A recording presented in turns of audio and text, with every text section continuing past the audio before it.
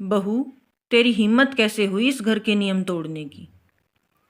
दोपहर के वक्त वृंदा खाना खाकर बिस्तर पर कुछ देर आराम करने के लिए लेटी ही थी कि तभी उसकी सास देवयानी उसके कमरे में आकर उससे थोड़े गुस्से में बोली, मैंने तुझे कई बार समझाया था ना, अपने दादा ससुर, दादी सास, मेरे और अपने ससुर के सामने अपने पति विपिन से बात मत करना।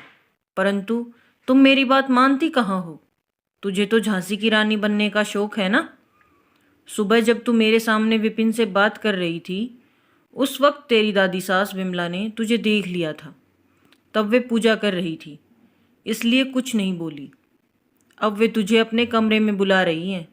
जब तुझे उनकी डांट पड़ेगी ना, तब तेरे होश ठिकाने आ जाएंगे। बहुत गुस्सेबाज हैं वे। घर का कोई सदस्य उनके घर के नियम तोड़ दे, इतना साहस किसी में भी नहीं है। सास की बातें सुनकर वृंदा के चेहरे पर हंसी आ गई थी। कुछ दिनों पहले ही दुल्हन बनकर इस घर में आने वाली वृंदा बेहद खुले विचारों की आधुनिक और बहादुर युवती थी। वह उन्हीं नियम को मानती थी जो जीवन के लिए सुविधाजनक हों। जिस नियम को मानने से उसे कोई भी परेशानी होती थी, उन्हें वह पल भर में तोड़ देती थी। उसके ससुराल में बड़ों के सामने घूंघट करने का रिवाज था। भरा पूरा परिवार था उसका, जिसमें दादा दादी, सास ससुर, उसके पति और वह सब मिलजुल कर रहते थे। जब वह अपनी ससुराल आई, तभी उसकी सास ने उसे समझा दिया था कि दादा दादी, ससुर और मेरे सामने हमेशा घूंघट करके रहना और अपने पति से बात मत करना। तब सास की बात सुनकर उसने हाँ में गर्दन हिला दी थी और सबके सामने घूंघट काट कर रहती थी। एक दिन जब विपिन उसकी सास के कमरे में बैठा कई घंटों से बात कर रहा था, तब वह घूंघट हटाकर विपिन से बोली, काफ़ी देर से बात करने के कारण खाना खाने के लिए देर हो गई है। अब खाना खा लो। वृंदा की बातें सुनकर विपिन आश्चर्य से उसकी तरफ देखने लगा था। तब उसे नज़रअंदाज करके वह रसोई में जाकर उसके लिए खाना लगाने लगी थी। खाना खाते हुए विपिन वृंदा से बोला, तुम्हें क्या ज़रूरत थी घूंघट हटाकर मम्मी के सामने मुझसे बात करने की। जब दादी को तुम्हारे बारे में पता चलेगा तो वह बहुत गुस्सा होंगी। यह सुनकर वृंदा बोली, जिस नियम से मुझे परेशानी होगी मैं उसे बिल्कुल भी नहीं करूँगी, चाहे कोई गुस्सा हो या खुश। मैं किसी से डरती नहीं।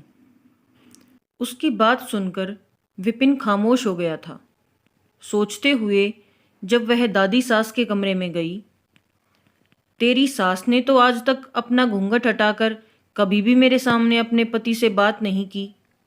बहू, तेरी हिम्मत कैसे हुई इस घर के नियम तोड़ने की। दादी सास की आवाज़ वृंदा के कानों में पड़ी तो वृंदा अतीत के दायरे से बाहर आकर मुस्कुराते हुए बोली, बड़ी माँ, बड़े पापा जब भी बाहर से आते हैं जल्दी से खाना खाकर सीधा अपने कमरे में चले जाते हैं, तो आप आराम से उनसे अपने मन की बातें कर लेती हैं। पापा भी ऐसे ही करते हैं, पहले खाना खाकर काफ़ी देर तक अपने कमरे में आराम करते हैं, फिर आपके पास आकर बैठते हैं। लेकिन विपिन इतने शर्मीले हैं कि वो कमरे में जाने की बजाय कभी आपके पास तो कभी मम्मी के पास जाकर बैठ जाते हैं। फिर काफ़ी देर बाद अपने कमरे में जाते हैं, फिर खाना खाते हैं।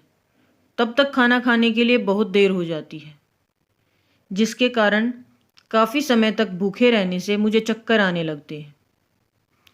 समय पर खाना न खाने के कारण कहीं मैं बीमार ना हो जाऊं, इससे बचने के लिए मैंने अपना घूंघट खोल दिया।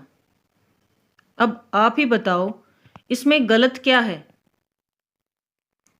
वृंदा की बात सुनकर विमला गुस्से में बोली, चक्कर आने से तू मर नहीं जाएगी।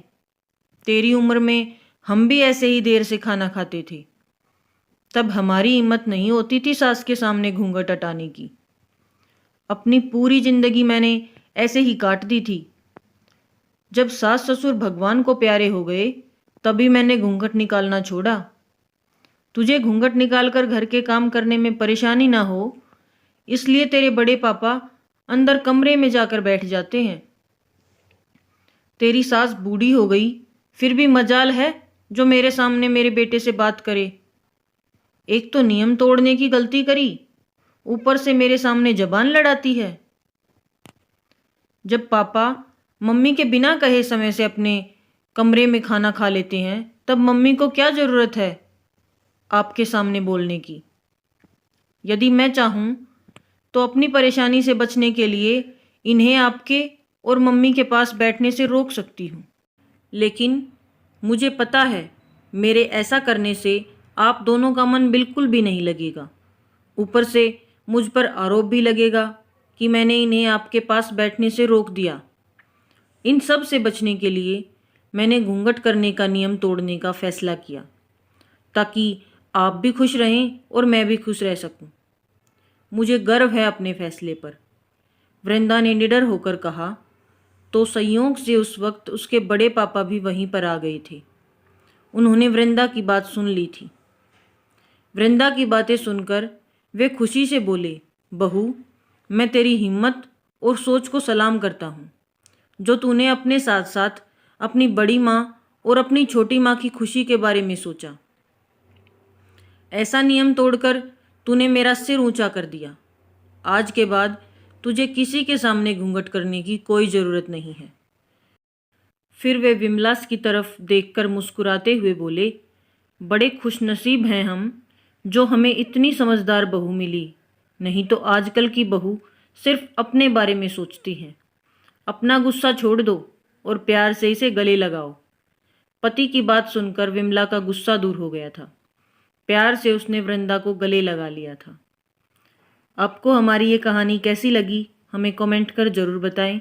अगर आपको ये कहानी पसंद आई है तो वीडियो को लाइक करें और चैनल को सब्सक्राइब करें। Thank you. Thanks for watching.